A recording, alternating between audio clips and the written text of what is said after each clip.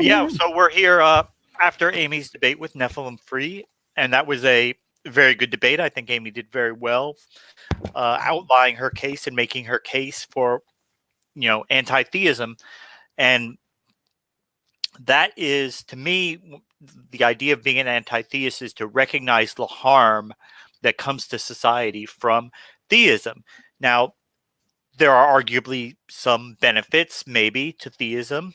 If someone has a raging out of control drug addiction and thinking that somebody up there loves them and doesn't want them to die of a heroin overdose, and that is enough for them to help that person to come back from the brink, maybe that's helpful for that person, even if it's purely based on placebo effect.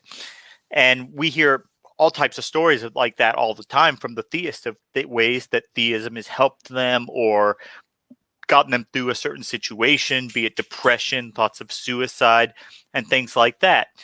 But there's another darker side to it. There's other aspects of theism that you don't often hear a lot about because they don't want to really talk about it that much.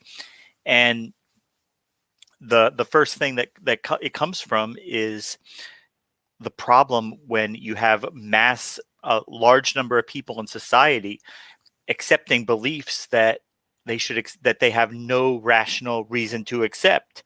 And when you're in that mindset, you will accept beliefs that you really don't have any rational reason to believe, that really it alters your worldview in a way that is probably not going to be very good for you. And we've seen over the centuries, we've seen the wars from religion. We've seen the religious persecution. We've seen Protestants and Catholics and Muslims killing each other over doctrinal differences, over differences of opinion. And we've gotten a little milder today. We don't really do that so much anymore. But there are still some aspects of theism that linger today and that cause harm. The aversion to science, because a lot of these theists are fundamentalists, young earth Christians, and that basically means they have to reject pretty much all of modern science because just about every field of science lines up against their beliefs pretty much right across the board. They have to say all that's false, and then they have to pick up their Bronze Age book and try to convince you that the geologist is an idiot. He doesn't know what he's talking about. This book, but that's really where it's true. And people who adopt their theology from this book and their morality from this book, a book that says if your child does something you don't like, beat the crap out of them with a rod.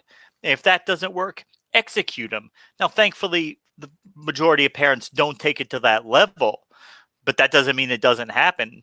And every time it does happen, it's almost always happens because a parent is following Bronze Age parenting because they think it's a supernatural edict from God that this is the appropriate way to rear your children.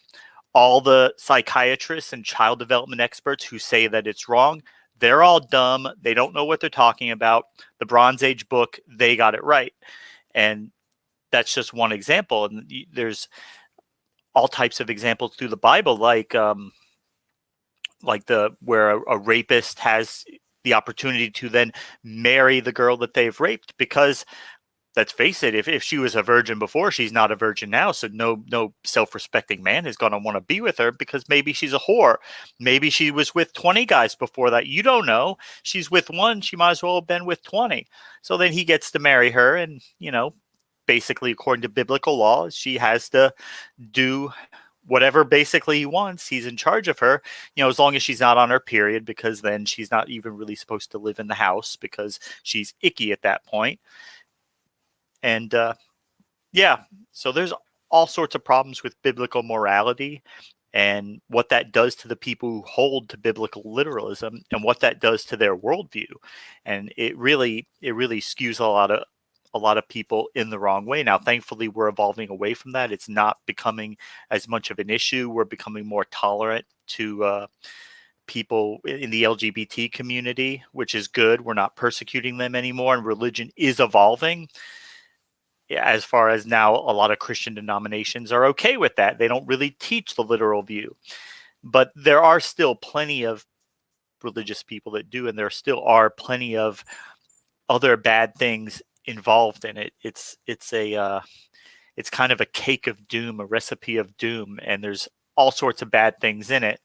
And there's a nice layer of icing on the top, so it kind of looks good and it's presented good. But once you start unpacking it, there's a lot of soy in there.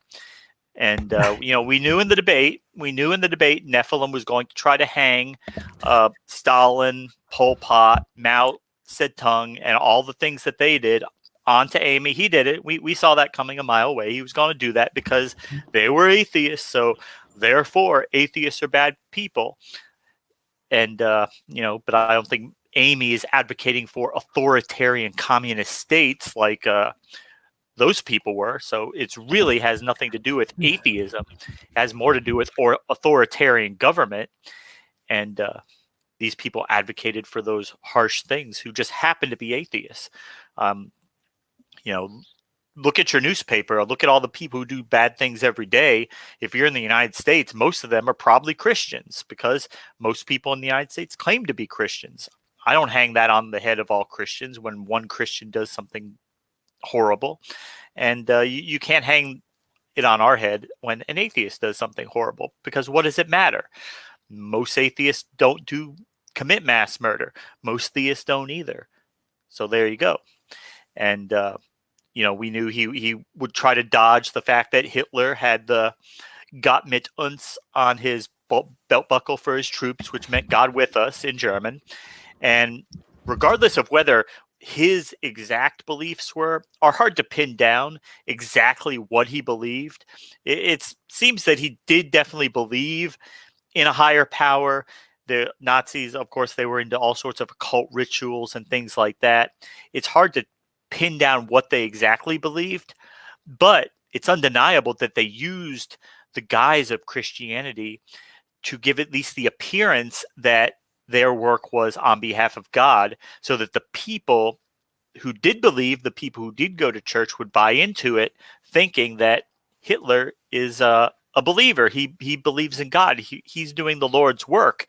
And of course, we know that Hitler, he did have a big problem with the Jewish people, but he really didn't have nearly as big of a problem with Christianity, because most of Germany was Christian. It was much easier to go after a smaller minority of the people and blame them for all the problems. And then we know, of course, the terrible things that happened after that, which we don't blame on Christians. We blame on crazy, murderous fascists. So there you go.